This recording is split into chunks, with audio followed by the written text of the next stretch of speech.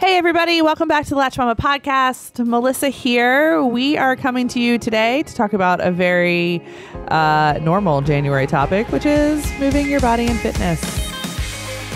You're listening to the Latched Mama podcast. I'm your host, Melissa Wirt, busy mom of 6 and owner of LatchedMama.com.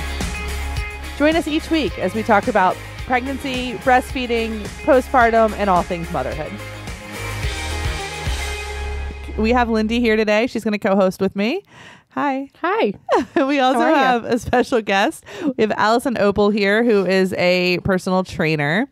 And we are going to talk a little bit about fitness and moving our body. I'm just laughing because it's something that Lindi and I talk about almost every single day, and whether it actually happens or not is to be determined. Yeah. Hi, Alison. How are you? I'm good. Thank you. Do you want to tell us a little bit about yourself? Sure. So I don't really know how in depth to go. You go for it. Okay. So I'll just give a brief little nutshell. I've been a stay-at-home mom. So we got married very young. I was 19 when I got married to my high school sweetheart. And how long have you been married now? It'll be 19 years this year. Wow, that is goals right there. Yep. That's awesome. So he was in the military, and he came home for 2 weeks. We got married, and then he went back overseas. Wow. So the first year of our marriage, I only saw my husband for 3 months. And because I would travel at 19 across the ocean, I would visit Turkey. And in one of those 3 visits, I got pregnant with our oldest child. And so then when he came home in July, we were still 19. I just turned 20. And we had our oldest daughter 3 months later. So we never really lived together before we were married. We hung out with each other in a dorm room for 3 months. Wow. And that was about it. So that's how we got started. So I've known him since I was 15 years old. Wow. Which is crazy to think that I have a daughter now who's 17, and she technically could be married in 2 years. And that freaks me out a little bit. Yeah. I'm closer to being a grandma than I am a mom. Wow. Okay. Wow. Wow. That puts it real quick, right? So were you always into like fitness? No. Okay. My sister loved fitness. She loved running. She was an instructor, and I hated it. And one day the county puts out workout things, different classes that you could sign up for. And there was a Zumba class. And I was like, oh, that sounds fun. So I got a few of my mom friends. We did Zumba, and I loved it. Zumba's like dancing, right? Yes. It made fitness so fun because I didn't feel like I was working out. Okay. And that was like the switch that flipped. I found Zumba. I loved it. And then it kind of progressed. And now clearly I love fitness. Yeah. So that's how I got started. So can we talk a little bit about where you work now? Lindy's here with me because we probably could have done this podcast a year ago when we were first introduced to it. But I feel like, not to give them a free shout out, but they're throughout the country. The Burn gyms are throughout the country for anybody who's listening. And I think the concept is incredible. So you want to talk a little bit about quickly Burn and kind of what training looks like there? Because I think we'd be remiss because we've both experienced it as moms. And it was a really, really great concept that they've developed and stuff. So sure. So there's over 300 Burn locations now. And if you're a member at one, you're a member at all of them, which is really cool. So if you're traveling, you're on vacation, you need that quick little 45-minute getaway. Yep. They're all over. And that's really what we focus on. We know it's mainly a women gym. There are male members, so they can come to the classes, but it's mainly women. A lot of moms who don't have hours to sit in the gym, go on the treadmill. So you go in 45 minutes, wham, bam, we start, on the hour, 5 a.m. You are out of there by 5:45, and you've gotten a great workout. We do a class almost, every hour on the hour. We have free childcare. So we try to make it convenient. The community is just amazing. We celebrate it with each other, but then also life happens and things happen that are really crappy, and we're there for each other. Yeah. So that's neat. We have women who go in, they want to be stronger and physically, but then also like the mental part of it, they just need that release. So we try to offer everything, and it's no workout's ever the same. So it keeps you guessing, and it's fun. And I mean, I think we're going to talk a little bit today on the podcast about, why moving your body is important for reasons other than, losing weight or becoming stronger physically. But we found at Burn, and I'm going to talk for Lindi right now, it was so efficient. And that was the coolest part about it, is that you could go in and it was like guaranteed 45 minutes later, no matter how crappy your morning had been and no matter how chaotic and whatever was going on with the kids and work, 45 minutes later, you were going to feel better. Yep. And you could just shut your brain down. And it was incredible. And then COVID hit and now we're here. I ended up with baby and, hi. Yeah. Hi. We need to get back. Well, and we strive, like, when that clock hits, we start on time because we know your time is valuable. So we don't, start class late. You come in, you jump into that warm up workout, and usually the hardest part is getting there, especially for moms. Things are crazy at home and they're just trying to get the kids into child watch. And so I feel like a normal gym throughout my early years of motherhood, I feel like I would show up and suddenly there wasn't anybody asking me questions or touching me or asking for a snack. And I would feel myself kind of decompress. And then I would just kind of walk in circles. And sometimes I would get on a machine. Sometimes I would lift. But I would just like decompress, which I'm sure served me well of some sort. But then like an hour and a half later, I would go home and I'd be like, I didn't do anything. And this is like the best of both worlds, is that you get there and you don't have an option. You are, when that clock strikes, you're doing what everybody else is doing in the room. I mean, there's modifications and stuff if you can't, but like you're in and you're out, and it's great because you get to turn your brain off a little bit and still get that decompressing, but also with some structure. So, No, I completely agree. But what you were saying, what I connected with was the mental part. Yeah. Because like I've been in and out of sports and I can know my way around a weight room, not a problem, but I'd be able to go in there like years ago without kids. I had the mental space to like decide what I was going to do or like think about what I wanted to do and like take that time. And like now, like I don't have the time. Like I've done some stuff at home, but that is the hardest part. I'm like, what the heck am I going to do today? I'm like, I know all kinds of things, but like I planning and writing it down. And like, that was one of the coolest things. Like you just show up and like someone's done the work and they just tell you what to do. Yeah. Like that was also really, really great for me because my brain is filled up with so many other things, other responsibilities. Yep. I don't have time to sit down and like design this workout. Yeah. All right. So we'll stop the Burn commercial now. But also the cool thing about Burn, I don't know if this is national, like wherever they have them, but they have a floating floor, which is super soft. That is one of our postpartum mom bodies, which is wonderful. Yeah. So the 12 weeks we were home, we were, shut down for COVID. Yep.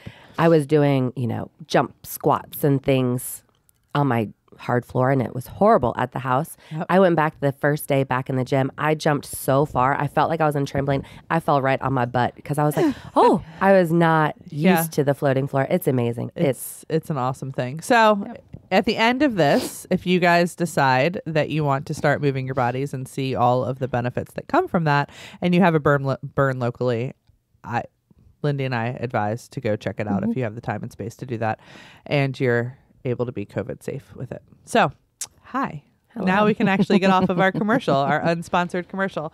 So talk to us a little bit about, as a trainer, and I'm sure working with a lot of, especially women over the years, tell us some of the benefits that come from actually doing fitness related things and moving our bodies. So jumping back to before I started at Burn, I dabbled in things because I was a stay-at-home mom for 15 years, and I would dabble. I would do small things here and there. And one of the things that I tried out was personal training on my own.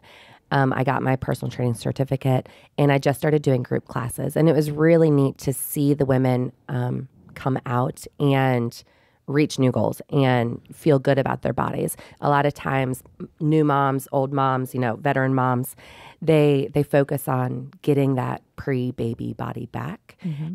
But it's just your body. Like we're just working on our body. That pre-baby body may never come back.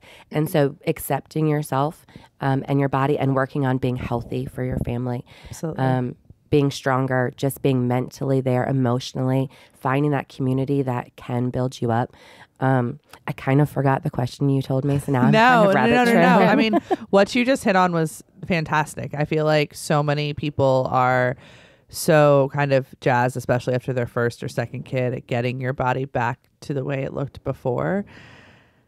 And I mean, some people do it. Some people get it back so it looks better than it did before because now they have this new life to live for and they want to be healthier and live longer and, I don't know, be able to be more active and stuff. But I mean, if you look at actually what happens to your body while you have a baby, and the way things move, they sometimes don't get back exactly where they were before.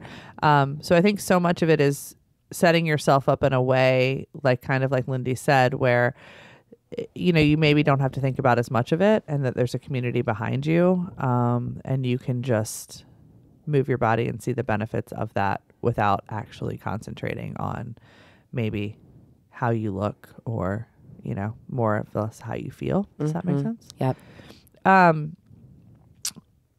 Do you have any good like anecdotal stories about how, I mean, Lindi and I can talk about ours, but like anything that you've seen, you know, maybe in the community, like what's happened when people have shown up? Because I know it's it's sometimes a very vulnerable thing to walk into a gym for the first time, especially if you don't have an athletic background, but you know you need to start moving your body again and things like that. Do you have women who show up who, you know, are scared to take that first step, and what would your advice be to them? Yes, 100%. So most members who walk through our gym doors, they've never stepped foot in a burn boot camp or something like that. They'll go to the Y and, you know, kind of walk around the floor. But when they walk in our doors, we offer a blue carpet experience. We like to call ourselves a boutique gym, right? We offer that hospitality, that blue carpet service, where you walk in, you are always greeted by the burn ambassador. That's what we call her. She's our glorified, she works on membership and she just keeps the place running smoothly.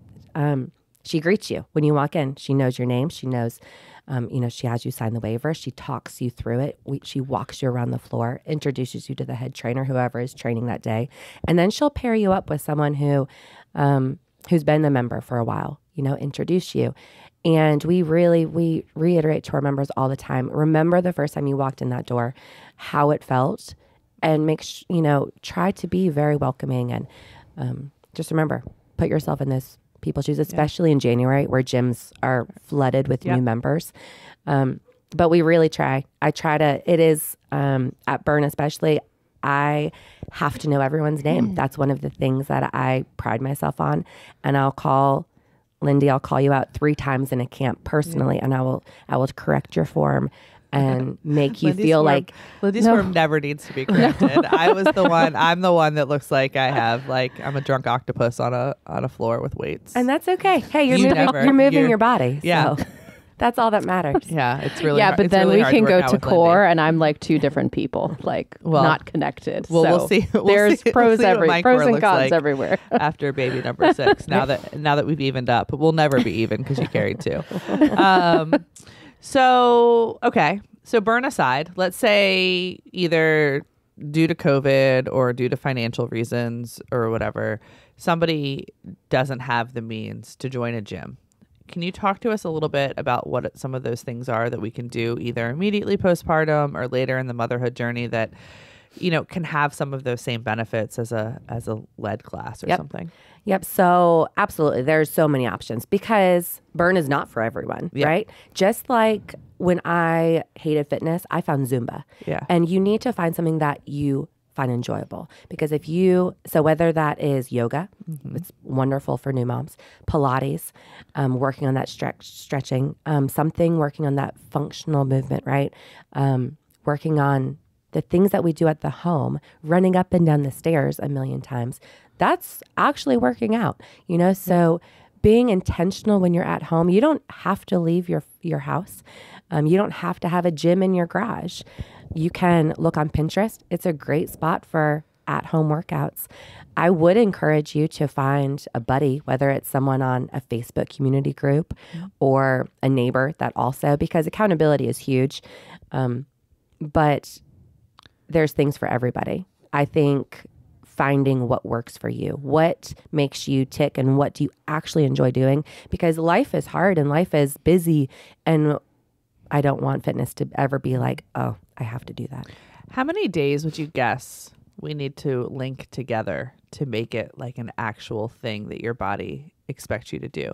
So it's funny, we're sitting here talking about Lindi and I's burn journey last year, and it was just a daily thing. It was in our life. It was not questioned. We showed up at 9:00. We did it.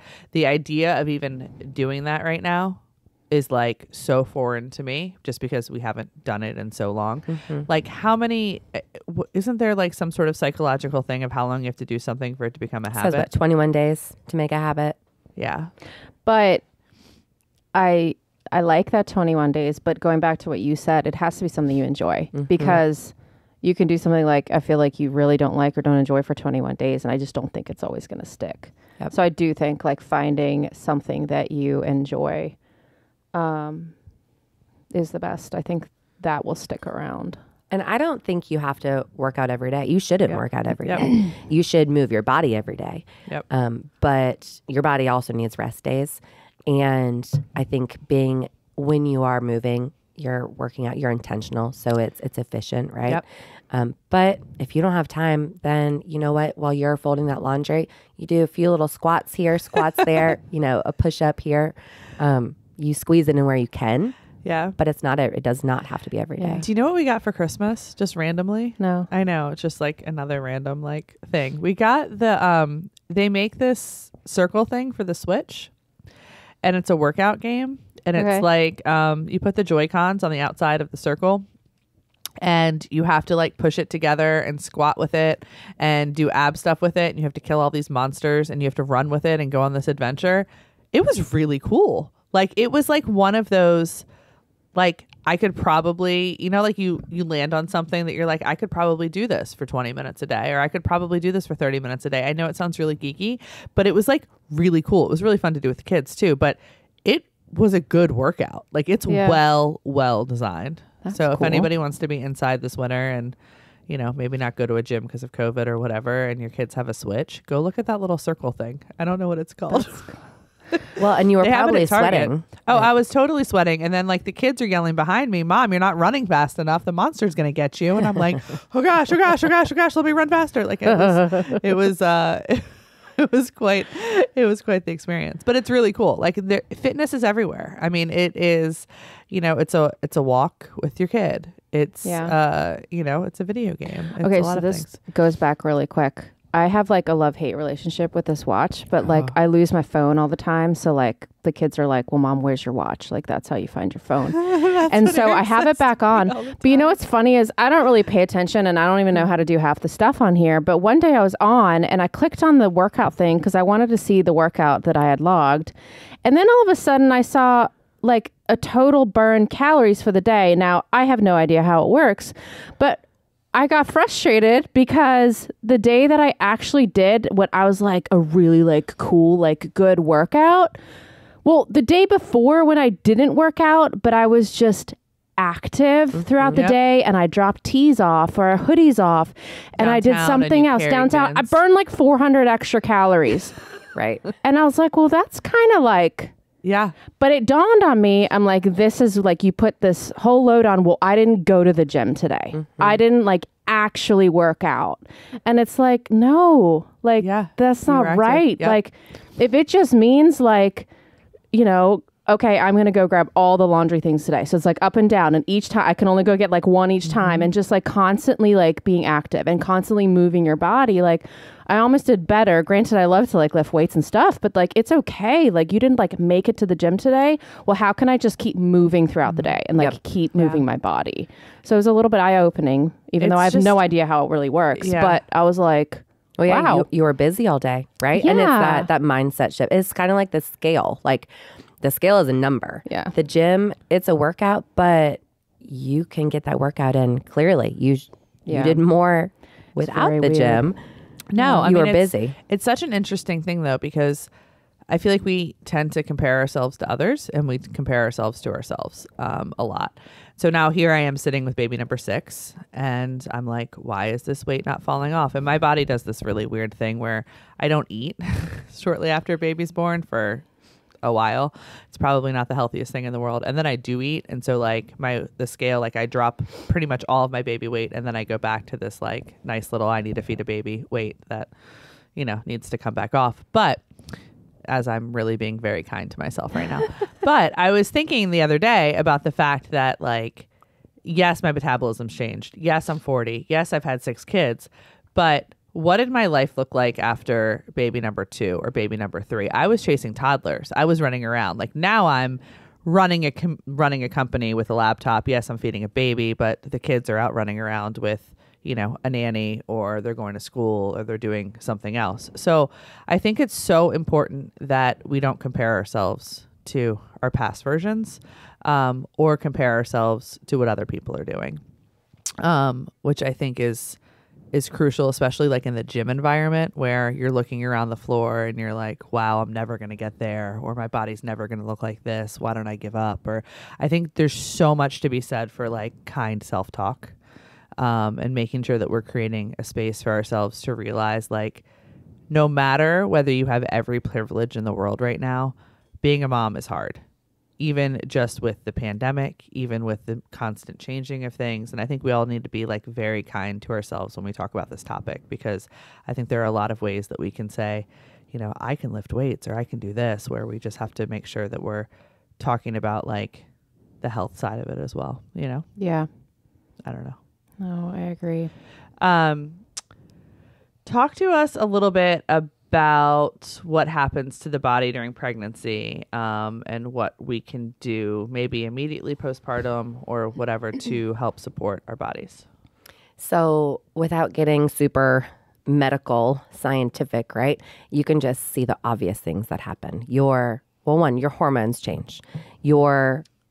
My feet grew when I was pregnant. Yep. My rib cage physically expanded when I was pregnant, right? Your skin changes, the elasticity. You have a little bit saggier, stretchier skin. Stretch marks are always wonderful. They show up. And some of those things can be reversed. I will never shrink my rib cage back. I will never, as much as I want a size 7 shoe, if I put on a size 7 shoe on my 8 foot, I'm just going to have really sore feet for the rest of my life. And so things like, unfortunately, another thing is a lot of women at the gym, when they jump, they pee. Yep. And that's something that it doesn't have to be that way. If you do pee when you jump, I suggest, maybe seeing a pelvic floor specialist.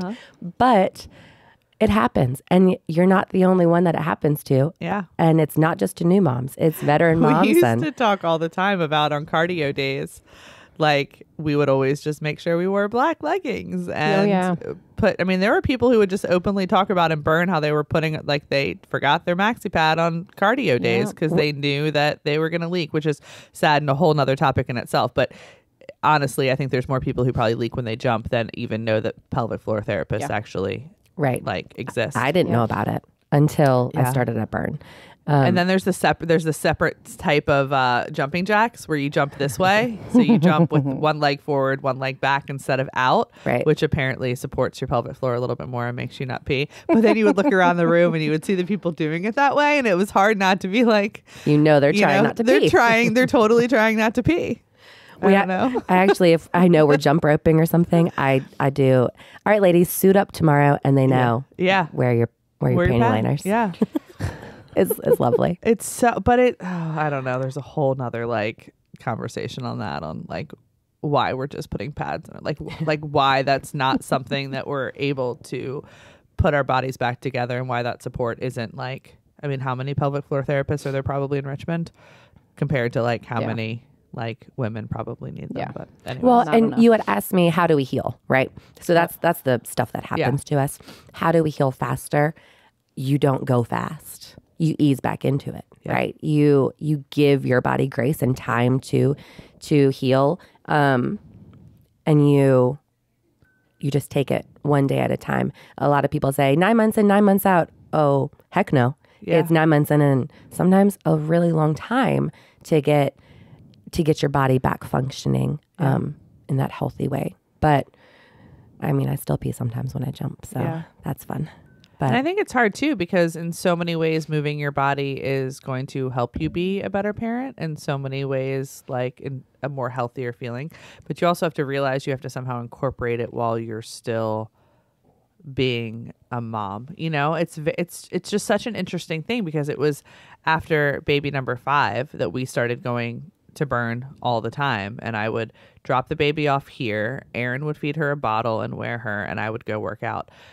For some reason, after this baby, and I think it's probably pandemic related, it's probably a few different things, the idea of even making sure I pump in the morning and then drop the baby off somewhere, like, it is so far from my brain right now.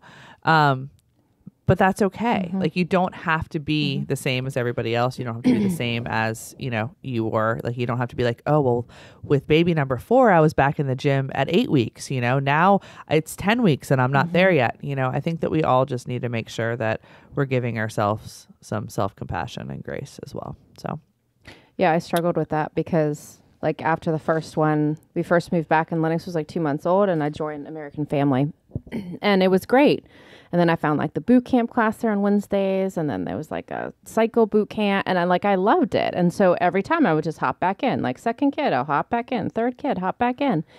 Fourth was like a little harder. And then I had the twins, and I went back because like that is like what we did. Like that is part of how I navigated through that postpartum with all those children. And I tell you, it was the hardest thing to get everybody in that car. And I would take them, and inevitably, there's 2 of them. They would call me. I have to go in there. I'm either nursing or whatever. And soon it became so, so difficult. So I went for like 3 months. And then I just had to stop. I'm like, I can't. It was so hard to get them in the car, get them home, because I had like this expectation, like, this is what we do. Like, this is what we do. And not only that, I couldn't even do... I was missing that connection between, I would just hop back into, let's go do these like Olympic lifts and hop back into boot camp and well, my body was so different. I was literally like, I don't know what to physically do because I can't do what I know how to do, and I don't know what to do. And then it was like the kids calling, and then I had to stop. I had to take a break. Yep. It was so mentally draining.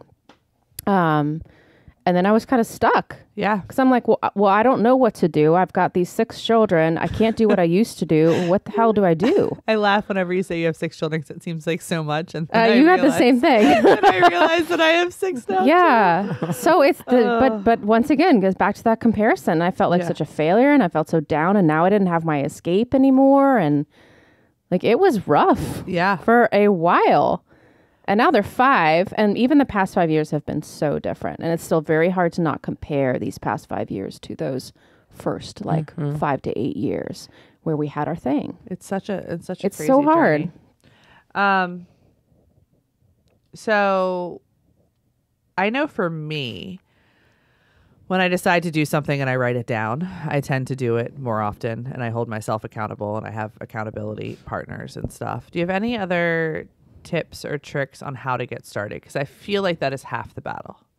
So I would definitely write it down, right? Prioritize it, schedule it. And it doesn't have to be the same time every day. You look at your calendar. When can you squeeze in a 30-minute movement session? Yep. Maybe you don't have time to go to the gym. Schedule it, prioritize it. Because so often moms prioritize everything else above themselves. But we have to keep our cup full so we can spill out into everybody else, right? So I would prioritize it, write it down for sure. Tell someone about it. Make it known that, hey, this is my goal. Whether it's your significant other, a friend, a coworker, make it known, and maybe do it together, right? I would take it small. Maybe you do have a big goal in mind. Maybe you want to lose 100 pounds, or you want to run a marathon. Then you work backwards. Okay, how long is it going to take me to reach that goal? And you work backwards and make those small, attainable goals. Yep. That's like anything in fitness, getting your nutrition right? So fitness is one part of it. How are you fueling that body? With children, sometimes it's like, oh, shoot, all I've had is 2 cups of coffee and a granola bar today. Your body needs that fuel too. Or it's not going to want to move. Like that's what I find too, is that like I have a goal. I'm like, hey, I'm going to go for a 2-mile walk today. That's great. But then I do exactly what you said. I am on cup of coffee number 3 because I'm in back-to-back meetings, or I'm, talking to people and getting stuff done. And then suddenly I haven't eaten. So all I want to do is nap, or I'm on this like constant, I know, especially for me in the postpartum, I'm not afraid to admit that I have a pretty significant sugar addiction because it literally gives me those highs. But then I drop down. So all I want to do in the afternoon with my last like hour that I have without all 6 children is nap, as opposed to go move my body. So I think it's so important. It's not just, are you eating the right things, but are you eating enough? And are you setting yourself up for success? Which I think a lot of people hear nutrition and they think, oh, I've got to eat right to lose weight or whatever. But it's all connected in the sense that if you're not eating right, then you're not going to have the energy to even make those decisions to move your body. Yep. I agree with that. Which is, I don't know. It's all hard. It's not the easy side. You can make it easier. You can meal prep, or you can make sure you get the right stuff from the grocery store, which I know helps me a lot, especially early postpartum. But it's so much easier to grab the cookie or eat the leftover mac and cheese that's in the fridge or something like that, as opposed to really trying to be really kind of smart about it. So I know you find that too. I know the one thing I struggle with is consistency.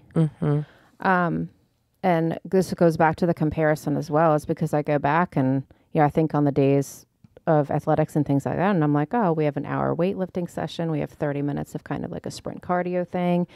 So then I'm now in this stage of life, and I'm like, I don't have the hour. I can't work out. So what I've been trying to do is I'm like, I have 15 minutes. What can I do for 15 minutes? And like, it makes me feel good. Like whether it's a set, I just pick 3 exercises and do like 3 sets or something. But I'm like, I did 15 minutes. I did that today. I didn't have to have an hour, because like, feel like then it's kind of like an excuse. Yep. Oh, I have to have an hour and a half to like work out. No, like what do I have and how can I use it? Even if it's a 15-minute walk. Yeah.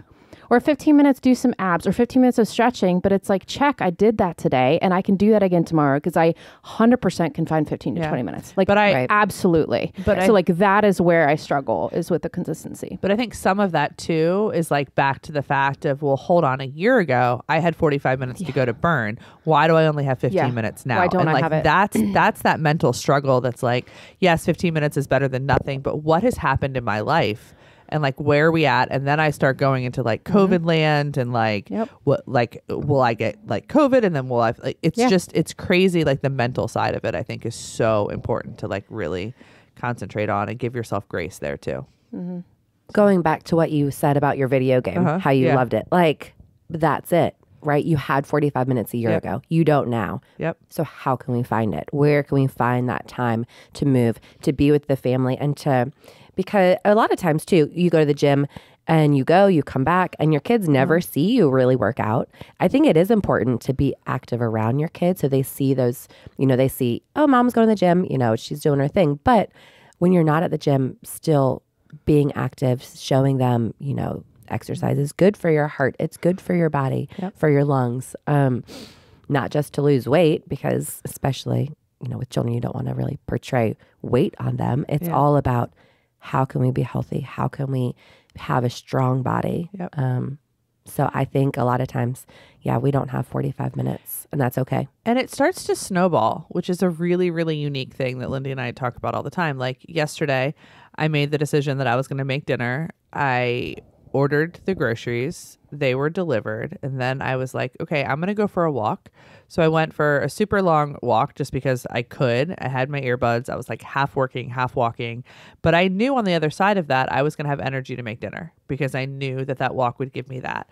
Then I was actually felt like I was in such a good mood, because I felt accomplished because I had walked, and I felt accomplished because I had made a somewhat healthy dinner, that I was a much better mother last night. I actually didn't go pour myself a glass of wine after dinner, because I didn't need it, because not that I need alcohol, but I felt really chill and I felt really relaxed, and I was really proud of myself.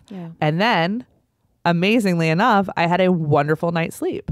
So it's just these little pieces that if we can put them together, they start to snowball on themselves. And I feel like that's like the biggest message is like, just start with the little things. And like, it may seem really, really big right now, but if you start with the little pieces and you put them together, they all work with each other, you know? Absolutely.